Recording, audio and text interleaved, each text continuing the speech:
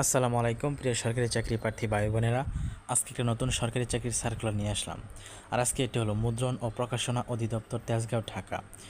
একটা কিন্তু বিশাল সার্কুলার প্রকাশ করেছে। এসএসসি, এইচএসসি সব পাশেই কিন্তু আবেদন করা যাবে, তাই অবশ্যই ভিডিওটি শেষ পর্যন্ত দেখুন। আর সামনে কিন্তু প্রচুর সার্কুলার আসছে, সরকারি চাকরির সার্কুলার, তাই অবশ্যই আমার চ্যানেলের সঙ্গে যুক্ত থাকুন, সাবস্ক্রাইব করুন, লাইক করুন, শেয়ার করুন, কারণ এতে করে আপনি সকল ধরনের সার্কুলার সবার আগে পাবেন। তো যাই হোক, তো বন্ধুরা, এখানে প্রথমে লেখা, ইতোপূর্বে মুদ্রণ ও প্রকাশনা অধিদপ্তরে 23 অক্টোবর 2023 তারিখের এত স্মারকে 512টি পদে নিয়োগ বিজ্ঞপ্তি প্রকাশিত হয়। তন্মধ্যে রিট পিটিশন নং এত, পিটিশন নং এত, আদালত 100টি ও 14টি পদসহ মোট 75টি পদ ফাঁকা রেখে অবশিষ্ট পদসমূহের মধ্যে রাজস্ব খাতভুক্ত নিম্নলিখিত শূন্য পদসমূহে সরাসরি নিয়োগের জন্য পদের পাশে বর্ণিত শর্তে প্রকৃত যোগ্যতা সম্বন্ধে বাংলাদেশের স্থায়ী নাগরিকদের নিকট হতে অনলাইনে আবেদন গ্রহণ করা হচ্ছে। তো এটা কিন্তু রিসার্কুলার, ঠিক আছে, সংশোধিত নিয়োগ বিজ্ঞপ্তি। আগে যারা করছে তাদের করার দরকার নেই। ইতিপূর্বে 23 অক্টোবর 2023 তারিখে এটা কিন্তু প্রকাশ হয়েছিল, প্রায় 3 বছর আগে। তো যাই হোক, আবেদন করতে নতুন করে আবেদন করার প্রয়োজন। আচ্ছা, তারপর 1 নম্বর পদ আছে আপনার কম্পিউটার অপারেটর। 18 থেকে 32 বছর বয়স একজনকে নেবে। কোনো স্বীকৃত বিশ্ববিদ্যালয় হতে বিজ্ঞান বিভাগে স্নাতক বা সমমানের ডিগ্রি। কম্পিউটার মুদ্রাক্ষরে প্রতি মিনিটে বাংলায় 25 শব্দ, ইংরেজিতে 30 শব্দ থাকতে হবে। 2 নম্বর সার্টিফিকার কাম কম্পিউটার অপারেটর, 2 জনকে নেবে। কোনো স্বীকৃত বিশ্ববিদ্যালয় হতে অন্যান্য দ্বিতীয় শ্রেণী বা সমমানের সিজিপিএতে স্নাতক বা সমানের ডিগ্রি। কম্পিউটার ব্যবহারের দক্ষতা, সার্টিফিকেটে প্রতি মিনিটে বাংলায় 50, ইংরেজিতে 80 শব্দ থাকতে হবে। ইংরেজি মুদ্রাক্ষরে সর্বনিম্ন গতি প্রতি মিনিটে বাংলায় 25, ইংরেজিতে 30 শব্দ থাকতে হবে। Computer word processing, email, fax machine ইত্যাদি চালানোর দক্ষতা অভিজ্ঞতা থাকতে হবে। 3 নম্বর ষাট মুদ্রাক্ষরিক কাম কম্পিউটার অপারেটর, 3 জনকে নেবে। কোনো স্বীকৃত বিশ্ববিদ্যালয় হতে অন্যান্য দ্বিতীয় শ্রেণী বা সমমানের সিজিপিতে স্নাতক বা সমমানের ডিগ্রি। কম্পিউটার ব্যবহারে দক্ষতা থাকতে হবে। ষাটলিপিতে প্রতি মিনিটে বাংলায় 45, ইংরেজিতে 70 গতি থাকতে হবে। কম্পিউটার মুদ্রাক্ষরে সর্বনিম্ন প্রতি মিনিটে বাংলায় 25, ইংরেজিতে 30 শব্দ থাকতে হবে। কম্পিউটার ওয়ার্ড প্রসেসিং ও ইমেল, ফ্যাক্স মেশিন চালানোর দক্ষতা থাকতে হবে। তারপর আপনার আছে লাইব্রেরিয়ান। লাইব্রেরিয়ান হচ্ছে আপনার লাইব্রেরি সায়েন্সে ডিপ্লোমাদারি হতে হবে। তারপর 5 নম্বর সহকারী লাইব্রেরিয়ান, একজনকে লাইব্রেরি সায়েন্সে ডিপ্লোমাদারি হতে হবে। 6 নম্বর গাড়ি চালক, 4 জনকে নিয়ে 8ম শ্রেণী পাশ হলেই হবে। তবে হালকা ও ভারী চালানোয় বৈধ লাইসেন্স সহ যানবাহন চালানোয় কমপক্ষে 3 বছরের অভিজ্ঞতা সম্পন্ন। তারপর আপনার রয়েছে 7 নম্বরে রয়েছে অফিস সহকারী কাম কম্পিউটার মুদ্রাক্ষরিক।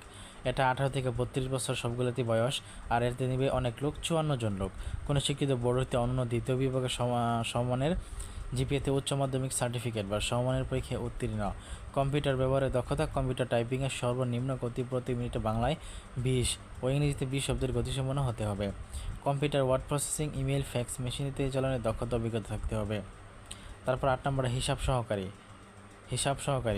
তো হিসাব সহকারী আপনার নিবে হচ্ছে 31 জনকে। কোনো অনুমোদিত শিক্ষা বোর্ডে বাণিজ্য বিভাগে উচ্চ মাধ্যমিক অথবা সমান পরীক্ষায় উত্তীর্ণ অথবা কর্মরত 4র্থ শ্রেণী কর্মকর্তাচারীদের ক্ষেত্রে সংশ্লিষ্ট পদে অন্যান্য 3 বছরের চাকরির কোনো অনুমোদিত শিক্ষা বোর্ডে মাধ্যমিক বা সমানের পরীক্ষা উত্তীর্ণ।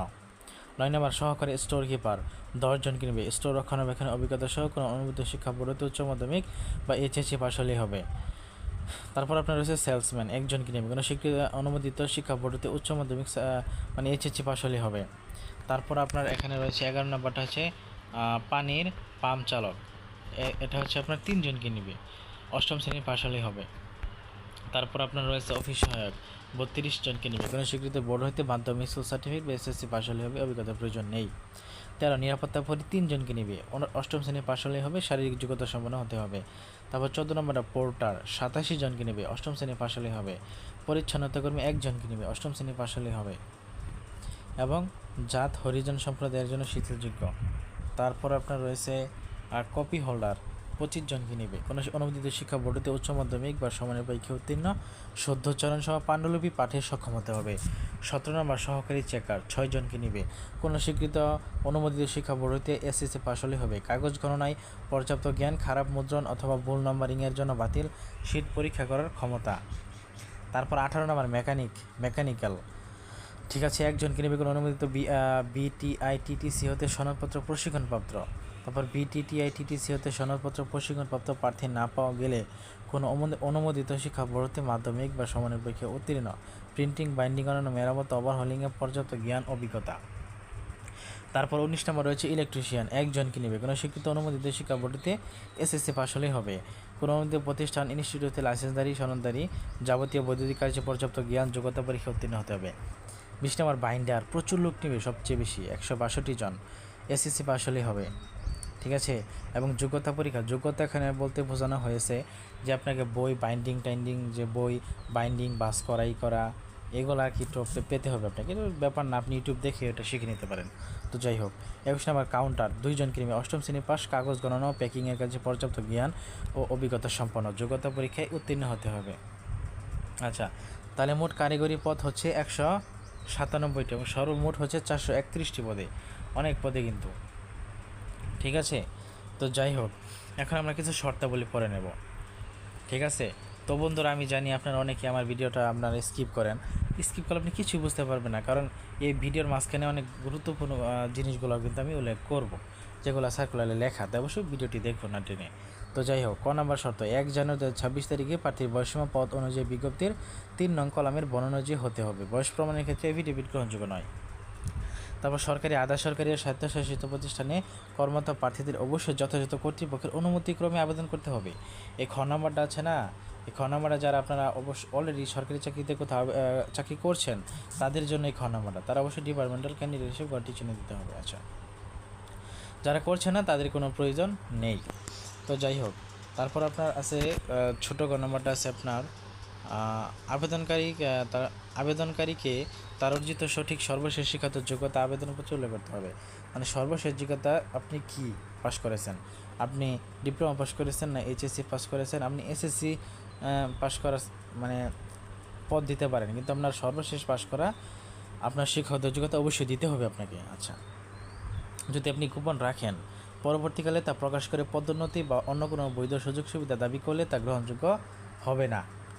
ঠিক আছে, আচ্ছা, চাকরি আবেদন ফর্মে সর্বশেষ শিক্ষাগত যোগ্যতা সহ সকল শিক্ষাগত যোগ্যতা উল্লেখ করতে হবে।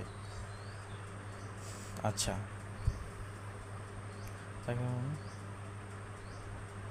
মৌখিক পরীক্ষার সময় জাতীয় পরিচয়পত্র সকল সনদের মূল কপি প্রদর্শন করতে হবে। এছাড়া পূরণকৃত অ্যাপ্লিকেন্ট কপি লাগবে এবং জাতীয় পরিচয়পত্র সকল সনদপত্র সত্যায়িত এক সেট ফটোকপি দাখিল করতে হবে। মূল কপি এবং এক সেট সত্যায়িত ফটোকপি লাগবে। ঠিক আছে, তারপর নিয়োগের ক্ষেত্রে কোটা সহ সরকারের বিদ্যমান বিধিবিধান পরবর্তী এই সংক্রান্ত বিধিবিধানে কোনো সংশোধন হলে তা অনুসরণ করা হবে।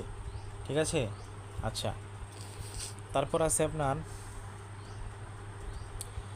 আবেদন করবেন কীভাবে, এই ওয়েবসাইটে ঢুকে কিন্তু আপনাকে আবেদন করতে হবে। আবেদন সময় 18 জুন 2026 তারিখ সকাল 10টা এবং শেষ হবে আপনার 17 জুলাই বিকাল 5টায়। ওকে, 300x300 ছবির জন্য আর স্বাক্ষরের জন্য 380 পিক্সেল দিয়ে আপনাকে আবেদন করতে হবে। কোন পদে কত টাকা, আপনার হচ্ছে আমি যদি বলি 13 থেকে 16 গ্রেডের পদের জন্য পরীক্ষার্থীর ফি বাবদ 112 টাকা লাগবে এবং বাকি পদগুলো 17 থেকে 20 পদের জন্য 56 টাকা আপনার লাগবে। ওকে, তারপর আবেদন করার 3 দিনের মধ্যে কিন্তু ফি প্রদান করতে হবে টেলিটক সিমের মাধ্যমে। প্রথম SMS কি, দ্বিতীয় SMS কি, বিস্তারিত সবই কিন্তু এখানে দেওয়া আছে। ঠিক আছে, তো প্রথম SMS কি, শেষ SMS কি, সবই কিন্তু বিস্তারিত দেওয়া আছে, আপনারা একটু পড়ে নেবেন। ঠিক আছে, তো যাই হোক, যোগ্যতা যাচাই হচ্ছে আপনার মৌখিক পরীক্ষার সময় মূল কপি লাগবে, এক সেট সত্যায়িত কপি লাগবে।